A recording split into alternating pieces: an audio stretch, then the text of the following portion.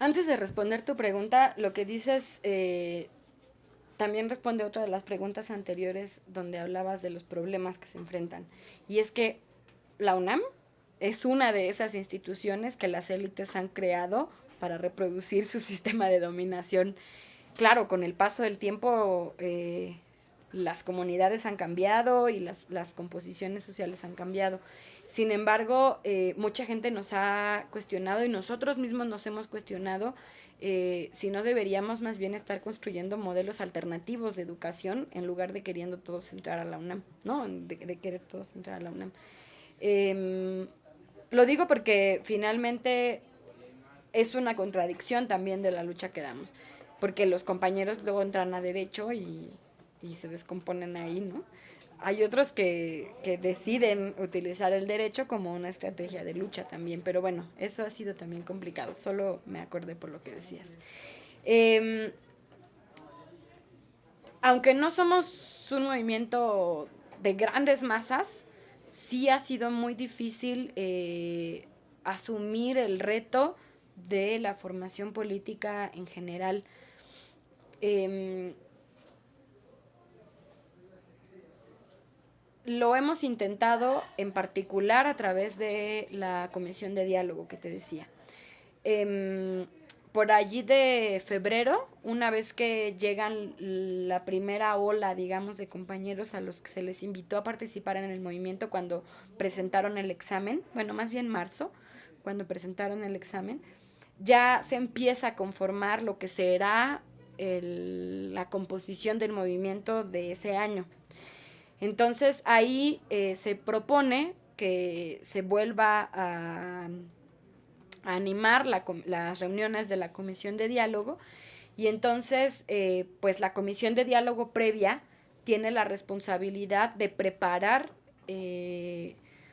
una serie de documentos, de textos, de lecturas, de discusiones, de ejes de discusión para ir conversando con los compañeros.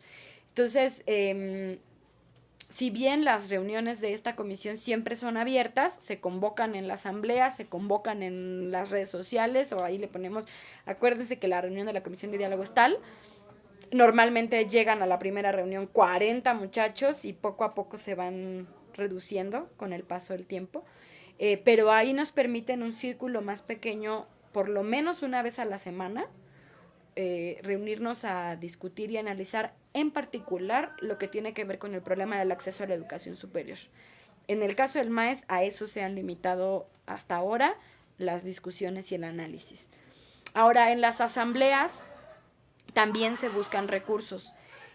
Cada año desde el 2012, 2013 tal vez, decidimos organizarnos un campamento del MAES antes de que inicie el proceso fuerte, es decir, por allí de, ahora sí, enero, febrero. Y lo que hemos conseguido ahí es que los que quedaron de la ola de movilización del año anterior, que van a ser finalmente los que construyan la nueva movilización, nos reunimos en un campamento de 2 días en algún lugar no tan lejano de la ciudad, pero que nos permita aislarnos. Nadie se tiene que ir temprano, nadie tiene que llegar a su casa, sino que nos quedamos ahí y invitamos compañeros para hacer talleres de análisis y de discusión. Ahí hemos invitado, por ejemplo, a compañeros de la UNISUR para que nos cuenten el proceso de la Universidad de los Pueblos del Sur. Hemos invitado a otros movimientos, por ejemplo, a los compañeros de la Brigada Callejera de Apoyo a la Mujer, Elisa Martínez, que nos han contado cómo ellos luchan desde otra trinchera que tiene que ver con la defensa del trabajo sexual en la Merced. Y nos cuentan, digamos, cómo ellos se organizan y cómo ellos lo procesan. A veces hemos invitado a estos mismos campamentos a compañeros de otros movimientos, de otros estados, para que también participen en ellos. Abogados para que nos expliquen también el proceso, en fin, o sea, hemos tratado de construir cada año un programa distinto para hacer algún compañero que estudia sociología hace un taller sobre el capitalismo, algún taller sobre el neoliberalismo, sobre las políticas educativas, sobre la historia del movimiento estudiantil, sobre la huelga de la UNAM, es decir, cada año con Se arma una comisión y la comisión decide cuáles van a ser los temas que se discutan en el campamento. No es una cosa permanente, es una cosa de 2 días, pero que de pronto va generando ciertas inquietudes y que luego esos son los mismos compañeros que a veces vienen a las reuniones de la comisión de diálogo. Cuando ha habido plantones, también buscamos que esos sean espacios de formación. Digamos, ahí ha sido importante también el trabajo cotidiano porque pues se arma la comisión de seguridad y la comisión de hacer la comida y la comisión de ir al baño, porque como nos trasladamos a la novena, entonces hay una comisión responsable de garantizar que los grupos vayan y que nadie se vaya solito. O sea, responsabilidades muy chiquitas, pero que al final cada quien va asumiendo, pero también ahí buscamos de pronto hacer círculos de discusión, hacer, pues leer algo y ponernos a discutir. Entonces, son espacios más bien marginales dentro del proceso porque mucho se concentra en la movilización, pero buscamos algunos lugares donde pueda hacerse esa discusión. La otra que es más cotidiana y tal vez más invisible, pues es la asamblea misma. Eh, Son asambleas larguísimas, empiezan, bueno, se convocan a las 12, en realidad empiezan por ahí de la 1 y muchas veces vamos terminando a las 6 de la tarde. Entonces también ahí hay un proceso de formación y de deformación, porque pinches asambleotas, pero pues, por ejemplo, nos pareció muy importante cuando el movimiento en 2014 en el Politécnico, descubrir que muchos compañeros que habían participado en el MAES y que habían entrado al Poli a través del MAES estaban participando en las asambleas de sus escuelas, que tenía mucho tiempo que no venían, pero vinieron a la asamblea del maíz porque querían contarle a la asamblea del maíz que cuando se hizo una asamblea en su escuela, ellos sí sabían que era una mesa y cómo había que hacer una orden del día y que al final había que hacer un resumen de los acuerdos. Entonces, esas enseñanzas que son como más cotidianas también creo que han sido importantes, aunque no son compañeros que finalmente se queden en el MAES, sí son compañeros que van a otros lugares a organizarse, que cuando llegan tienen ya cierta cultura de la organización y de la discusión.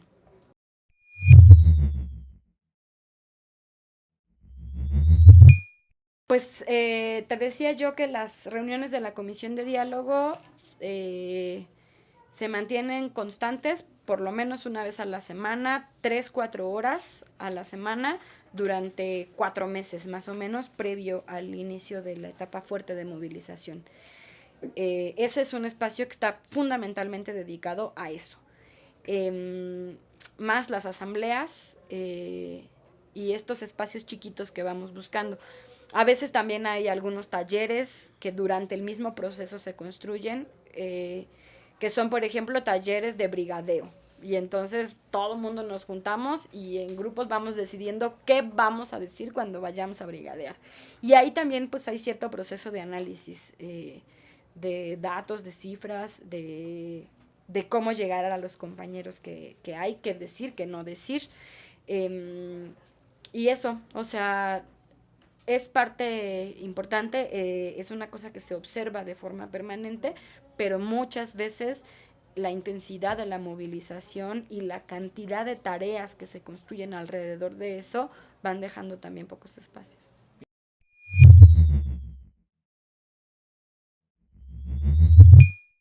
Em, pues sí y no. Es parte de como de esta contradicción permanente. Yo pienso que para nosotros la idea de la horizontalidad era un principio inquebrantable, lo sigue siendo, pero no es lo mismo decir que los movimientos tienen que ser horizontales a construir un movimiento que es horizontal porque lo digo yo. Entonces, cuando los compañeros llegan a la asamblea, les decimos, aquí no hay líderes, porque yo digo, ¿no? O sea, y la cultura política finalmente hace que los compañeros lleguen buscando quién me va a dirigir, y aquí quién manda, y aquí a quién le tengo que hacer la barba, incluso, ¿no? Entonces, es una contradicción permanente, una tensión permanente, en el sentido de bajar a los que tenemos más años participando, con mucha experiencia acumulada, de manera que puedan participar también los que van llegando. Sí, en los procesos de formación, por ejemplo, en las reuniones de la comisión de diálogo, te decía yo, la comisión que sale, bueno, finalmente la comisión que entra con las autoridades casi siempre ha tenido la misma composición y es la mitad de compañeros que ya están estudiando o estamos estudiando y que ya hemos participado en otras mesas de negociación y la mitad de aspirantes de este año. Entonces, la primera parte, la primera mitad, digamos, esta de los de la mayor experiencia, en realidad también se ha ido renovando con el paso de los años. Sí hay elementos que hemos permanecido en ese lugar 3, 4 años, eh, pero que finalmente ha habido otros compañeros que sí asumen esa responsabilidad.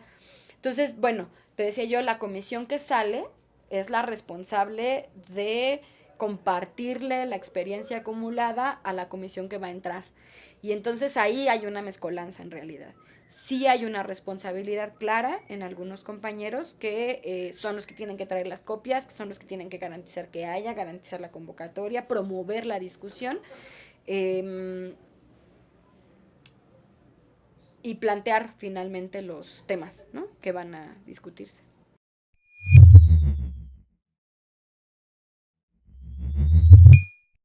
Sí, somos muy chapados a la antigua. Lo que hay son copias e historias.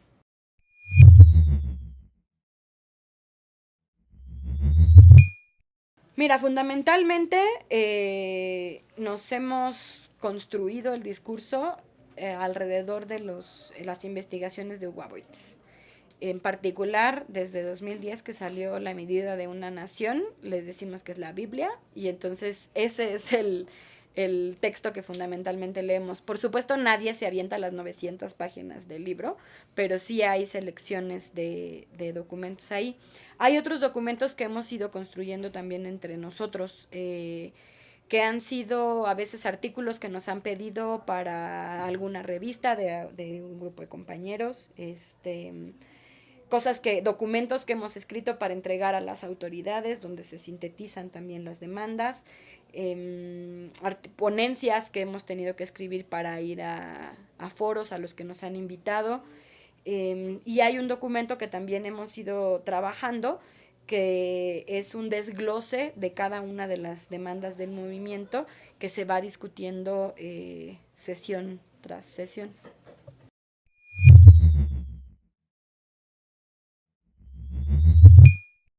Sí, porque hay que tomar postura, porque la, mm, la razón de ser del movimiento es una decisión que impacta en la vida de la gente y que tiene que ver con un sistema económico que es el capitalismo.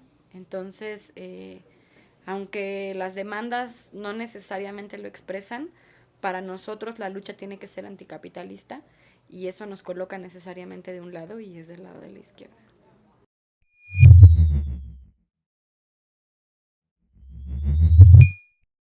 Pues no, no lo sé. Y en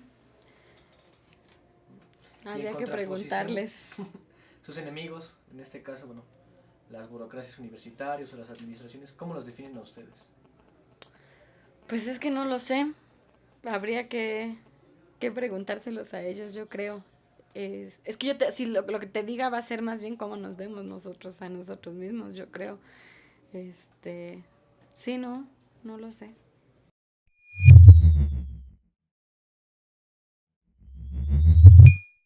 Pues primero yo creo que el nacimiento de por sí. Es decir, el movimiento comenzó a movilizarse en 2006 y era una etapa de convulsión política importante. Estaba la otra campaña, pero además recién golpeada en Atenco. Estaba la APO en Oaxaca. Estaba la movilización contra el fraude en el plantón de reforma. Y hay un grupito de estudiantes que decidimos salir a la calle a marchar. Finalmente, leer la coyuntura creo que fue un acierto importante, decir ahora es cuando. La primera movilización del MAES eran 14 compañeros frente a la rectoría de la UNAM el mismo día que había estallado un paro en toda Ciudad Universitaria en solidaridad con Atenco. Entonces la visibilidad que podía tener una movilización como esa era muy, muy chiquita. Y sin embargo, el contexto en general, nosotros pensamos, influyó de forma importante para que las autoridades se sintieran obligadas a firmar un acuerdo. La verdad es que nosotros no pensábamos que iba a haber una posibilidad de entrar a la UNAM. Decíamos, pues hay que intentarlo y hay que movilizarse y hay que hacer lo necesario. Pero yo me acuerdo cuando a mí me hablaron, yo no estaba ese día en la marcha, pero me hablaron para decirme, ¿van a entrar los compañeros a la UNAM? Dije, "Ah". Y todavía no lo creímos hasta el año siguiente que efectivamente les dieron sus tiras de materias y sus credenciales. Pero creo eso fue leer la coyuntura. Hace rato decías un antes y un después de la participación de las mujeres. No, pero sí hay un antes y un después del movimiento en 2010. ¿Por qué? Higinio Muñoz es un compañero que participó en la lucha estudiantil desde el 94, que estuvo en el 96 en aquel movimiento en contra del examen único de ingreso al bachillerato, que mantuvo junto con otros compañeros, por supuesto, el curso del que hablaba yo, que también le dio origen al movimiento, y en marzo de 2010 Higinio se enfermó y se murió. Para nosotros, ya voy a llorar, para nosotros fue un golpe brutal en todos los sentidos, porque además la referencia moral que para nosotros había tenido o tiene es incomparable. La capacidad de análisis, la capacidad de convencer, de explicar que Higinio tenía es irreemplazable. Esto que yo decía, leer la coyuntura, por supuesto que, bueno, sí lo hicimos en reuniones y todo, pero la brillantez de Higinio era fundamental. La referencialidad que él había construido con 20 años de militancia en la izquierda también había sido importante. Las alianzas con otros movimientos, con otras organizaciones, incluso la referencialidad frente a las autoridades, especialmente la UNAM. Higinio fue uno de los últimos presos que salieron de la cárcel en el 2000, cuando metieron a los estudiantes del CGH a la prisión. Y todo eso se fue a la tumba con él. Entonces, además del tremendo dolor que sentíamos de que en un mes su vida se esfumó, el miedo que teníamos de continuar enfrentando el movimiento y la movilización y todo sin él era impresionante. Estábamos velando a Higinio en Servicios de Asesoría para la Paz, allá en la Colonia del Valle, y una comisión teníamos que venir porque ese mismo sábado estaba ya convocada la Asamblea del Maes. Y hubo que informar en la asamblea que Higinio se había muerto y acordar las siguientes acciones. Higinio, te decía yo, se murió en marzo. Esa era la asamblea, creo que era justo la asamblea previa a que salieran los resultados del examen, entonces había que preparar la siguiente movilización. Entonces, al mismo tiempo, nos obligó a pues, sacar las cosas, ¿no? Y entonces un poco a ese coraje que agarramos, el compromiso que muchos no habíamos terminado de asumir, porque allí finalmente estaba el Higinio y él lo resolvía. Si tú no llegabas temprano, él iba a llegar temprano. Si tú no hacías el volante, él lo iba a hacer. En fin, ¿no? Un montón de cosas. Cuando Higinio se murió no hubo más remedio que intentar reemplazar toda esa capacidad en un colectivo. Y entonces muchos compañeros que habían estado en el movimiento sin una participación importante, que habían estado, que no faltaban, pero que no les gustaba hablar, pero que no les gustaba opinar, en ese momento sintieron que si no aportaban lo que tenían que aportar, esto no iba a salir. Y entonces todos nos sentimos igual y la capacidad colectiva que construimos para echar a andar las cosas nos dio mucho orgullo. Y creo yo que en ese momento fue una siguiente etapa del movimiento. A Higinio no le tocó ver el movimiento que logramos construir después. siempre decíamos que la primera vez que marcháramos por Reforma iba a ser una marcha importante. No nos habíamos atrevido porque éramos poquitos y era muy grande la avenida para nosotros. En agosto de 2010 fue la primera vez que nos animamos a marchar por Reforma, pero además nos enfrentamos a los granaderos. Es la única vez que nos hemos enfrentado de frente con los granaderos. Tampoco crean que hubo gases ni nada, pero a fuerza nos querían obligar a marchar por un carril y no nos dejamos. Estuvimos ahí como 2 horas. Pero justamente la contradicción que decíamos, bueno, está la mesa de diálogo y seguramente el IGINE nos hubiera dicho, lo importante es llegar allá, no pelearse por un carril o 2 carriles. Pero nosotros teníamos muchas ganas de pelearnos por 2 carriles y nos peleamos y ganamos. Entonces, digamos, esa tensión entre la experiencia y la sensatez que finalmente teníamos presente, muchas veces todavía decimos, y entonces se me metió el ingenio a la cabeza y dije, no, a ver, con calma, ¿no? Vamos a hacerlo más pensado. Esa combinación con el pinche coraje que traíamos porque estábamos emputados porque Higinio se había muerto, creo yo que marcó una etapa distinta. Luego ya sin tanto sentimentalismo, 2 años después llegó el Yo Soy 132 y no habíamos visto nosotros en la calle a los jóvenes. De hecho, no lo creíamos. Veníamos de los trámites de los compañeros para entrar a la UNAM, íbamos rumbo a un campamento anticapitalista en Cherán y teníamos que atravesar Reforma y entonces nos encontramos con la enorme marcha que partió de la Estela de Luz, a la que nosotros no fuimos, y decíamos, ¿y esto qué es? ¿Por qué? ¿Por qué están aquí? ¿Quiénes son?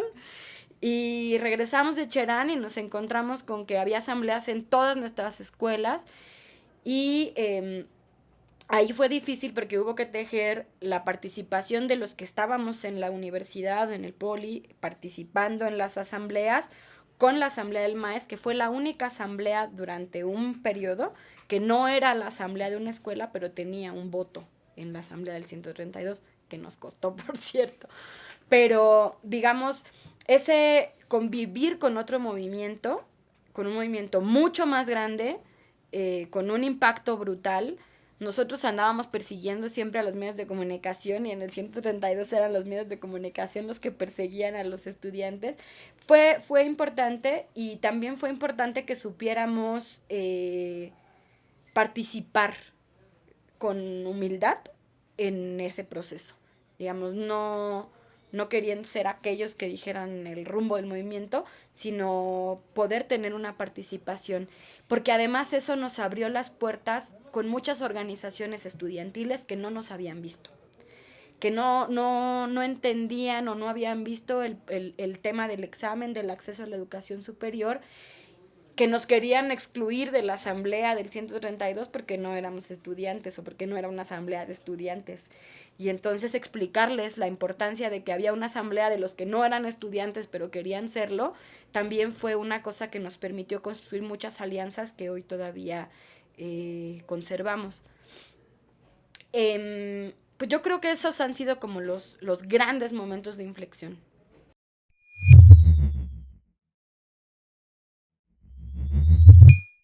Digamos, en función de las grandes coyunturas o de estos momentos de inflexión, pues esto que ya decía.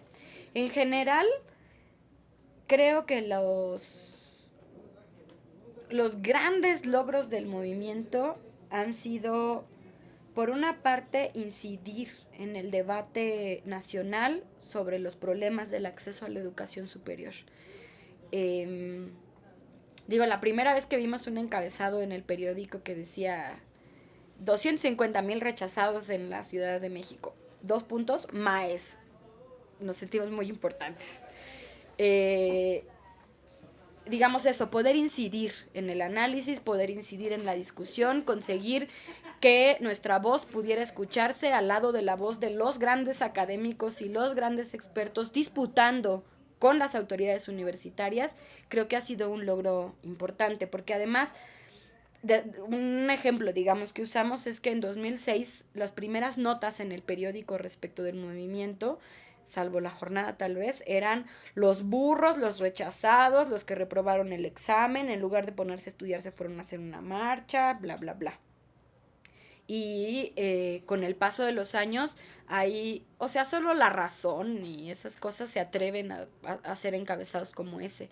Pero en general, los medios de comunicación han entendido también, bueno, los reporteros, porque luego las cabezas sí son así horribles, pero las notas reflejan un entendimiento que los reporteros que han acompañado y cubierto las marchas del movimiento desde el 2006 hasta la fecha, finalmente también han comprendido. Entonces, eso para nosotros ha sido muy importante. No sabemos si se debe a la lucha del MAE solamente, pero la matrícula en la UNAM del 2006 al 2016 ha aumentado en más de 50,000 lugares.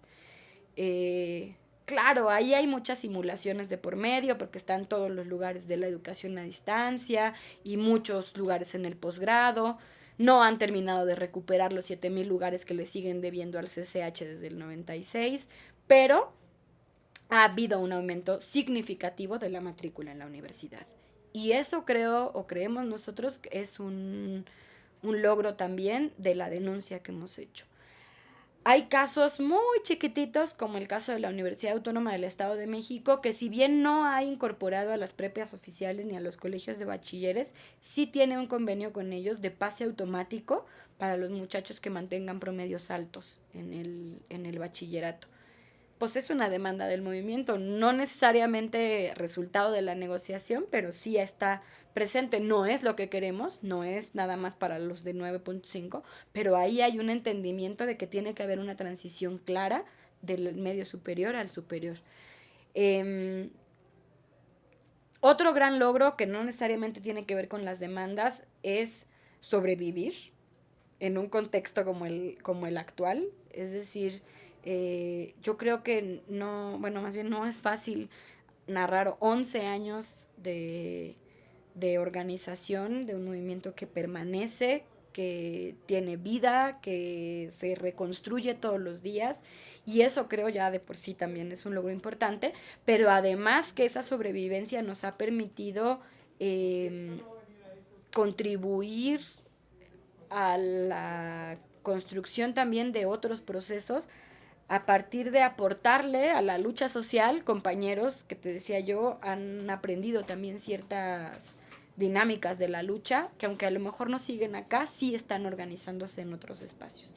Ahora, en lo muy concreto, pues que las autoridades reconozcan que hay un severo problema de falta de cobertura en educación superior. Hasta 2012, cuando entrevistaban a los representantes de la SEP, decían, aquí no hay ningún problema, aquí no hay rechazados. ¿Y por qué se sientan a negociar con los del MAES? ¿Quiénes son esos? Y estábamos en la mesa de negociación, pero nos negaban, la UNAM nos negaba. No daban una sola entrevista, no aceptaban que tenían un proceso de negociación con nosotros, el Poli tampoco, solo porque nosotros lo decíamos y los medios de comunicación nos veían entrar ahí a la puerta de la SEP, nos creían que había una mesa de diálogo. Pero en realidad ninguno de ellos aceptaban que había problema ni que estaban discutiendo con nosotros. Con el paso del tiempo tuvieron que reconocerlo, al grado que en 2012 el secretario de Educación Pública, cuando le preguntaron ¿y qué está haciendo la SEP para el problema de los rechazados?, leyó completito el acuerdo que acabábamos de firmar. A partir de 2012, la SEP ha intentado, o sea, ya no pudieron negar que había un problema, lo tuvieron que reconocer. Y entonces todos los programas que han implementado, que la Feria de la Educación Superior, que hay un lugar para ti, que más opciones para todos, no sé qué, han sido intentos por, pues sí, como por negar la legitimidad de la lucha que damos, pero finalmente han sido un fracaso, todos y cada uno de ellos, lo que también nos ha dado finalmente la razón. Entonces, bueno, que reconozcan que hay un problema y que miles de compañeros a lo largo de 11 años han podido entrar a la UNAM, al Politécnico, a la UPN, a la UACM, sin presentar el examen de admisión.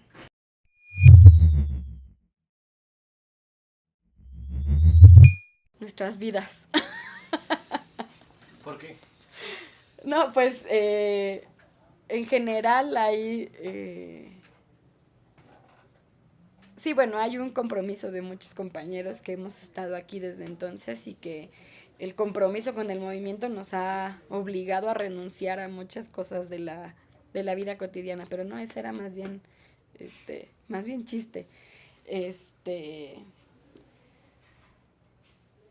pues no lo sé, creo yo que lo que hemos trabajado nos ha permitido ir avanzando poco a poco. Ciertamente el movimiento hoy no tiene la fuerza que tenía hace un par de años. ¿Por qué? ¿Quién sabe? Parte del balance que nosotros hacemos, sí hay, y tal vez eso se me olvidó decir hace rato que preguntabas como sobre los momentos de inflexión. Para nosotros lo hemos visto en la convocatoria y en la participación de la gente, hay un antes y un después del 1 de diciembre del 2012. Una constante en los compañeros que llegan al movimiento desde el 2006 es que mis papás dicen que no debo venir a la marcha porque nos va a pasar lo que en el 68. Y el nivel de incremento en la represión en la Ciudad de México a partir del 1 de diciembre del 2012 es evidente para cualquier ojo. Y más para los ojos de unos papás que están cuidando a sus hijos todavía adolescentes, ¿no?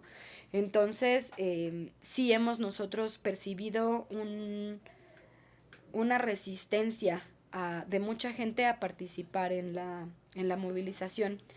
Creo que otra cosa que ha sido muy difícil, no sé si es que lo hemos perdido o que más bien nunca lo hemos tenido, ha sido conseguir conectar en el discurso con los estudiantes universitarios.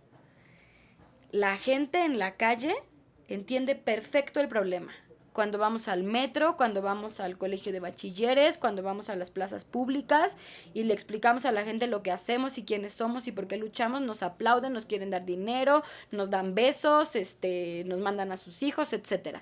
Pero cuando vamos a las universidades a decirle a la gente, hay 250,000 rechazados cada año de la educación superior en México. ¡Ah! En la ciudad. ¡Qué terrible! ¡Qué mal! Y la UNAM no aumenta su matrícula y el Poli no aumenta su matrícula y no se han construido universidades. ¡Ah! ¡Qué terrible! Y el examen discrimina a los que son más pobres. ¡Ah! Yo conozco gente muy pobre que estudia.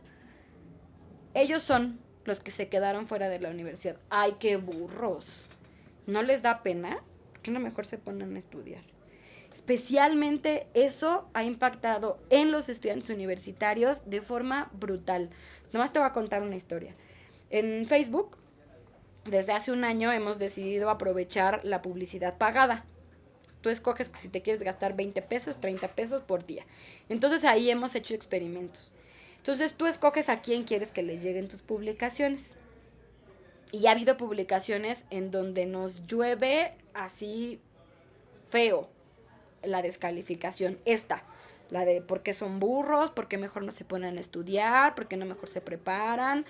Ya cosas muy aberrantes como no todos pueden ser profesionistas, etc. Cuando hemos segmentado y hemos dicho que no le lleguen los mensajes a los estudiantes de la UNAM, del Poli y de la UAM, el nivel de agresión disminuye en un 90%.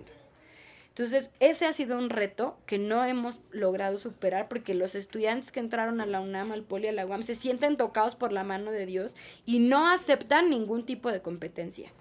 Entonces, ese yo creo que es uno de los grandes retos y de las grandes derrotas que hemos tenido, porque cada vez que lo hemos intentado, salimos más golpeados del intento.